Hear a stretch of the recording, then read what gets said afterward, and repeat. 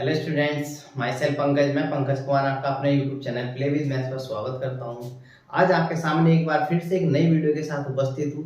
जैसा कि मैं आपको पहले भी वीडियो के माध्यम से बता चुका हूं कि जो छात्र एवं छात्राएं एसएससी एमटीएस 2023 की तैयारी कर रहे हैं, उनके लिए मैंने अपने चैनल के माध्यम से एक निर्णय लिया है कि मैं एसएससी एमटीएस 2022 के अंदर पूछे गए सभी क्वेश्चनों को टॉपिक वाइज कराता रहूंगा, जिसके रिगार्डिंग मैंने 2 टॉपिक करा भी दिए पीछे, जिसमें मैं संख्या पद्धति और लेसे मैसे का कंप्लीट चैप्टर पढ़ा चुका हूं। आज मेरा ये तीसरा चैप्टर है एसएससी एमटीएस 2022 के क्वेश्चन होगा, जिसमें मैं साधारण ब्याज के क्वेश्चन लेकर आया हूं। साधारण ब्याज की जब तक वीडियो में लगातार लाता रहूंगा तब तक कि 2022 के अंदर एसएससी एमटीएस में जो क्वेश्चन पूछे गए हैं वो सभी क्वेश्चन में ना करा दूं।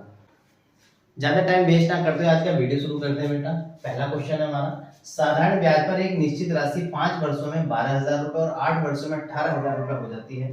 प्रस्ताव पर प्रतिवर्ष साधारण ब्याज की दर क्या है?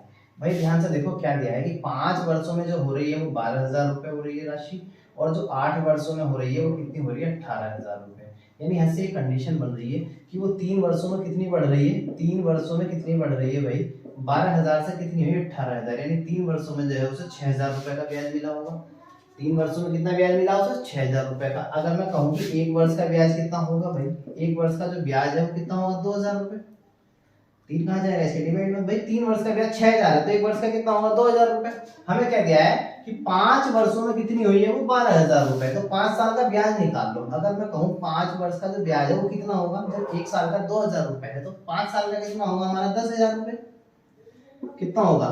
10,000 रुपए। अब बड़े ध्यान से समझिए जो बात मैं बता रहा हूँ। भाई 5 साल में जो टोटल हुई है वो 12,000 रुपए, जिसमें 10,000 रुपए क्या हुआ है? उसे ब्याज मिला है। तो उसका जो प्रिंसिपल है, जो मूलधन है वो कितना था? जो उसने कर्ज दिया या लिया जो भी था, तो प्रिंसिपल कितना था? 12,000 रुपए में से 10,000 रुपए ब्याज गए हैं, यानी 2,000 रुपए होगा उसका मूलधन। मूलधन कितना होगा? 2,000 रुपए। ठीक। तो अब हमें क्या निकालनी है? दर। दर कैसे निकलती है उसे ध्यान से समझियो। 1 वर्ष का ब्याज देखो कितना था? 1 वर्ष का ब्याज कितना है हमारा? 2,000। तो 2,000 को रखो बटे मूलधन रख दो। मूलधन कितना है हमारा? 2,000 और गुणा कर दो 100, क्योंकि दर परसेंटेज में होती है तो गुणा कर दो 100 से। 2,000 से 2,000 कट दिया कितना आ जाएगा? 100, यानी 100%। Option number B. Next question देखो बेटा, क्वेश्चन नंबर 2, साधारण ब्याज पर 708 रुपए की राशि 4 वर्षों में 944 रुपए हो जाती है। यदि ब्याज की दर 5% की वृद्धि की जाती है तो उस 675 रुपए की राशि 4 वर्षों में बढ़कर कितनी हो जाएगी? ध्यान से देखो क्वेश्चन में क्या क्या चीजें दी हैं, बड़े ध्यान से समझिए। भाई 708 रुपए हैं, वो 4 साल में कितने हो रहे हैं हमारे पास? 4 वर्षों में 944 रुपए हो रहे हैं। ठीक। यहाँ पे कुछ रेट ऑफ इंटरेस्ट होगा, कुछ ब्याज की दर होगी, वो हमें दे नहीं रखी। फिर कहा कि जो ब्याज की दर है वो 5% और बढ़ा दी जाए तो 675 रुपए की राशि जो है 4 वर्षों में बढ़कर कितनी हो जाएगी? भाई ध्यान से देखो, 708 रुपए जो है इसकी जो वैल्यू दी है वो 4 साल में कितने हो रहे हैं? 944 रुपए। 708 रुपए जो है इस वाली रेट पे जो भी है गायब है, जो दे नहीं रखी, वो कितने बना रही है? 944 रुपए। इसी रेट पर अगर मैं 675 की वैल्यू निकालने लगूं, 675 की अगर मैं वैल्यू निकालने लगूं तो कितनी होगी? 675 की जो वैल्यू होगी 944 बटे 708 गुणा 675 कितनी आ जाएगी? इसे डिवाइड करो, 3 से काटो, 3 से कटा 3 दूनी 6, 3 3 9 3 6 18 और इसे काट दो 3 से, 225 बार 236 से कट जाएगा हमारा कितना? 4 बार 4 गुणा 225 कितना आ जाएगा? यानी 900 रुपए। कितना आ जाएगा? 900 रुपए। ध्यान से समझिए मैं कहने वाला हूँ। यहाँ जो ब्याज की दर थी उसके हिसाब से 900 रुपए हो रहे हैं। किसके? 675 के कितने रुपए बन रहे हैं उस पर? 900 रुपए। लेकिन जो 5% बढ़ाया है, जो 5% के रेट में वृद्धि करिए तो 675 कितना बढ़ाया इस 5% से 4 साल में? भाई साधारण ब्याज के अंदर जो होता है 5%, ध्यान से समझो कि 5% रेट ऑफ इंटरेस्ट है हमारा, तो 4 साल में जो होगा हर साल 5% मिलेगा, तो 4 साल में टोटल कितना मिलेगा? 5 चौक 20%, यानी 675 रुपए जो है हमारे 5% के हिसाब से 4 वर्षों में कितना, यानी 20% का ब्याज मिलेगा। 20% यानी 20/100, 0 से 0 काट दो भाई, 2 पंजे 10 और 5 से इसे डिवाइड कर लो, 12 पंजे 60, सॉरी 5 से इसे डिवाइड कर लो, 5 ही ना 5 कितना हो गया? 17, 5 या 15 और 5 पंजे 25 कितना आ जाएगा? यानी 135 रुपए। यानी इसका मतलब क्या था कि जो 675 रुपए है वो 5% की वजह से कितना बढ़ रहा है? 135 रुपए। 900 रुपए तो इसके हिसाब से प्राप्त हो रहा था और 135 और जो रेट ऑफ इंटरेस्ट बढ़ा है उसकी वजह से, तो टोटल कितने हो जाएंगे बढ़ के? 900 ये और 135 ये टोटल हो जाएंगे 1035 रुपए। यानी option number D. Next question देखो भाई, क्वेश्चन नंबर 3। कभी कभी क्या होता है एग्जाम के अंदर बहुत लंबे चौड़े क्वेश्चन आते हैं, उन्हें देख के इतना डर जाते हैं कि उन्हें पढ़ने की भी कोशिश नहीं करते बच्चे, जबकि वो क्वेश्चन हमेशा हार्ड नहीं होते, बाजी बाजी क्वेश्चन बहुत आसान भी होता है। उसी की तरह ही क्वेश्चन था हमारा ये। बताओ इतना लंबा चौड़ा क्वेश्चन एसएससी एमटीएस जैसे ही 4th क्लास के एग्जाम में पूछा गया है। देखो करना क्या था इसे। कृति ने बचत योजना में 3 वर्षों के लिए वार्षिक साधारण ब्याज की एक निश्चित दर पर एक राशि का निवेश किया।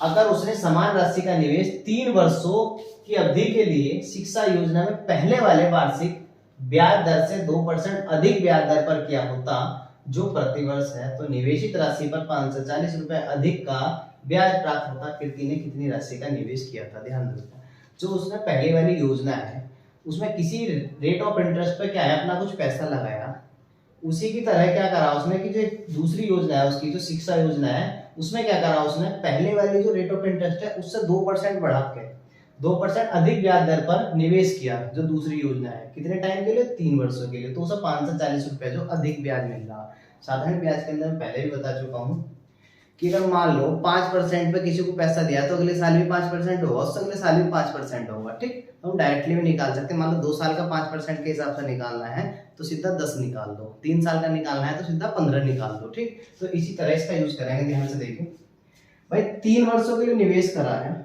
2% अधिक रेट ऑफ इंटरेस्ट पे, तो 3 भाई 2% अधिक है तो 3 साल में कितना होगा? 6% अधिक। तो 6% की जो वैल्यू बताई उसने, 6% की जो वैल्यू बताई उसे कितने रुपए अधिक मिल रहा है? 540। क्या निकालना उसे? कृति ने कितनी राशि का निवेश किया था, यानी उसका प्रिंसिपल कितना था, तो 100 की वैल्यू निकाल दो। 100% की जो वैल्यू होगी भाई कितनी होगी? 540 गुणा 100 और बटे में आ जाएगा 6 से काट दो, 6 9 54, 90 की 100 में गुणा करोगे कितना आ जाएगा? 9000। कुछ भी नहीं करना था, मात्र 102 सेकंड का क्वेश्चन था, लेकिन देखने में बहुत बड़ा था। नेक्स्ट क्वेश्चन देखो बेटा, क्वेश्चन नंबर 4। 16000 रुपए के मूलधन पर 3 वर्ष के लिए 10% वार्षिक की दर से साधारण ब्याज कितना है? बिल्कुल सिंपल सा क्वेश्चन है भाई। 3 वर्ष के लिए ब्याज मिल रहा है, किस रेट पे मिल रहा है? 10% पे, यानी हर साल 10% पे मिलेगा। तो यानी 3 वर्ष के लिए टोटल कितना हो जाएगा? 30%, यानी 16000 रुपए का कितना ब्याज मिलेगा?